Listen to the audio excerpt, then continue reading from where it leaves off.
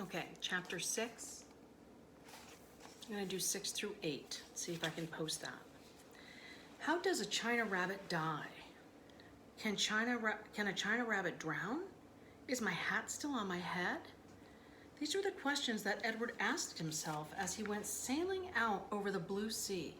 The sun was high in the sky, and from what seemed to be a very long way away, Edward heard Albeline call his name. "Edward!" She shouted, "Come back!" Come back? Of all the ridiculous things to shout, thought Edward. And as he tumbled, ears over tail through the air, he managed to catch one last glimpse of Abilene. She was standing on the deck of the ship, holding onto the railing with one hand. In the other hand was a lamp. No, it was a ball of fire. No, Edward realized it was his gold pocket watch that Abilene held in her hand.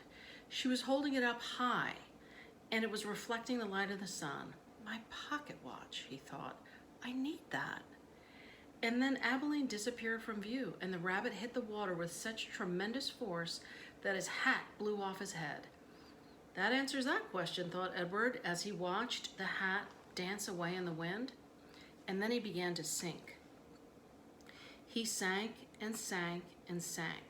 He kept his eyes open the whole time, not because he was brave, but because he had no choice. His painted-on eyes witnessed the blue water. Oh, there's a picture. Turning to green and then to blue again.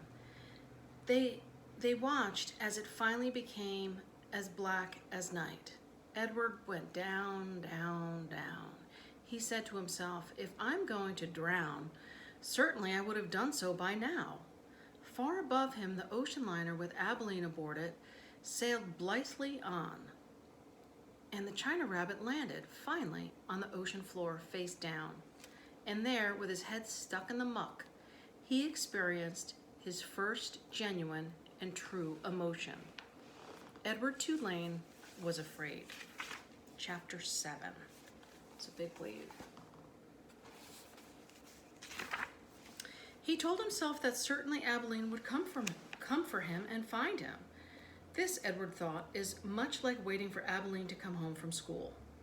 I will pretend that I'm in the dining room of the house on Egypt Street, waiting for the little hand to move to 3 and the big hand to move to 12. If only I had my watch. Then I would know for sure. But it doesn't matter. She'll be here soon, very soon. Hours passed, and then days, and then months. Abilene did not come for him. Edward, for lack of anything better to do, began to think.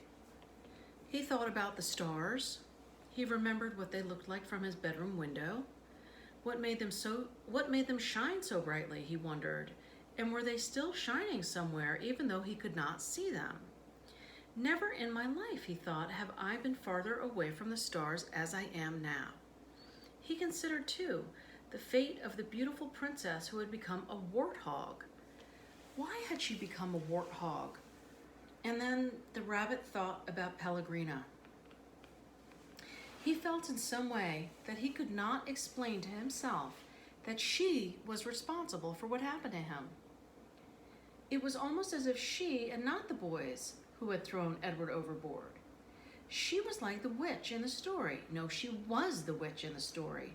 True, she did not turn him into a warthog, but just the same, she was punishing him, although for what he could not say. On the 297th day of Edward's ordeal, a storm came. The storm was so powerful that it lifted Edward off the ocean floor and led him in a crazy and wild spinning dance. The water pummeled him and lifted him up and shoved him back down. Help, thought Edward. The storm, in its ferocity, actually flung him all the way out of the sea. And the rabbit glimpsed for a moment the light of an angry and bruised sky. The wind rushed through his ears. It sounded to him like Pellegrina laughing. But before he had time to appreciate being above water, he was tossed back down into the depths. Up and down and back and forth he went until the storm wore itself out, and Edward saw that he was beginning again his slow descent to the ocean floor. Oh, help me, he thought. I can't go back down there. Help me. But still down he went. Down, down, down. And then suddenly, the great wide net of a fisherman reached out and grabbed the rabbit. The net lifted him higher and higher until there was almost an unbearable explosion of light, and Edward was back in the world, lying on the deck of a ship surrounded by fish. What's this? Said a voice. Ain't no fish, said another voice. That's for sure. The light was so brilliant that it was hard for Edward to see, but finally shapes appeared out of light and then faces, and Edward realized that he was looking up at two men, one young and one old. Looks like some toy, said the grizzled old man. He bent and picked Edward up and held him by his front paws, considering him. A rabbit, I reckon. It's got whiskers and rabbit ears, or the shape of rabbit ears at least. Yeah, sure, it's a rabbit toy, said the younger man, and he turned away. I'll take it home to Nellie.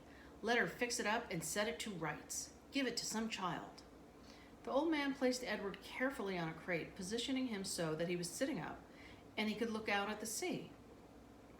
Edward appreciated the courtesy of this small gesture, but he was heartily sick of the ocean and would have been satisfied never to set eyes on it again. There you go, said the old man, and they made their way back to the shore. Edward felt the sun on his face and the wind blowing through the little bit of fur left on his ears, and something filled his chest, a wonderful feeling. He was glad to be alive. Look at the rabbit, said the old man. Looks like it's enjoying the ride, don't it? Yep, said the young man. In fact, Edward Tulane was so happy to be back among the living that he did not even take umbrage at being referred to as it. Chapter 8.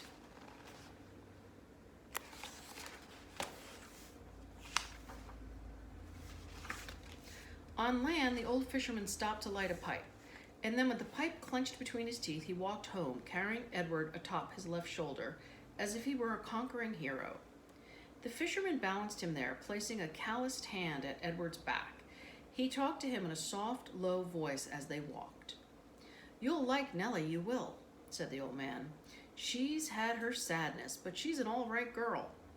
Edward looked at the small town blanketed in dusk, a jumble of buildings huddled together, the ocean stretching out in front of it all. And he thought he would like anything and anybody that was not at the bottom of the sea. Hello, Lawrence, called a woman from in front of a shop. What have you got? Fresh catch, said the fisherman. Fresh rabbit from the sea. He lifted his cap to the lady and kept walking. There you are now, said the fisherman. He took the pipe out of his mouth and pointed with the stem of it at the star in the purpling sky. There's your North Star, right there. Don't ever have to be lost when you know where that fellow is. Edward considered the brightness of the small star. Do they all have names, he wondered? Listen at me, said the fisherman, talking to a toy. Oh, well, here we are then. And with that, Edward still on his shoulder, the fisherman walked up a stone-lined path and into a little greenhouse. Look here, Nellie, I brought you something from the sea. I don't want nothing from the sea, came a voice. Ah, now don't be like that, Nell. Come and see then. An old woman stepped out of the kitchen, wiping her hands on her apron. When she saw Edward, she dropped the apron and clasped her hands together and said, Oh, Lawrence, you brung me a rabbit. Direct from the sea, said Lawrence. He took Edward off his shoulder and stood him up on the floor and held his hands to Nellie. Oh, Nellie said. Here, she clapped her hands together again, and Lawrence passed Edward to her. Nellie had held the rabbit out in front of her and looked him over from tip to toe. She smiled. Have you ever seen anything so fine? She said. Edward felt immediately that Nellie was a very discerning woman. She's beautiful, breathed Nellie. For a moment, Edward was confused. Was there some other object of beauty in the room? What will I call her?